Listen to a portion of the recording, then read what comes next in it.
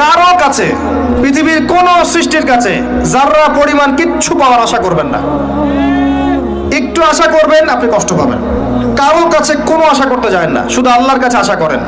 সমস্ত কাজের প্রতিদান আল্লাহর কাছে চান, পরকালে আপনি সুখে থাকবেন ইনশাআল্লাহ। শেষ হাসি আপনি হাসবেন ইনশাআল্লাহ। এছাড়া আমি কোনো সলিউশন দেখি না ভাই। আমি কলিজা থেকে কথাগুলো বললাম আপনাকে,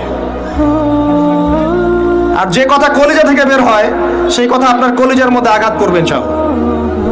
সব কাজ শুধু আল্লাহর জন্য করেন, কেউ আপনার আপন না।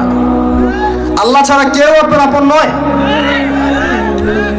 আপনি ভুল করবেন যদি আপনি অন্য কাউকে আপন মনে করেন। আপনার পলিটিক্যাল লিডার, আপনার প্রশাসনের স্যার, আপনার পরিবারের স্ত্রী, আপনার সন্তান, হাবি জাবি যা যা আছে, যদি মনে করেন আমার আপনজন, আপনি ভুল করবেন। সবাই সবার স্বার্থ চেনে, সবাই সবার স্বার্থ চেনে। শুধু আল্লাহ আপনাকে নিঃস্বার্থভাবে ভালোবাসেন, আল্লাহ পাক স্বার্থ চান না। সারাটা জীবন পাপ করে থাকলেও একটা বার দাঁড়িয়ে খালি বলেন আল্লাহ আস্তাগফিরুল্লাহ ওয়া আতুবু ইলাইহি, মন থেকে বলেন আল্লাহ আমি ভুল করেছি, আল্লাহ আমাকে মাফ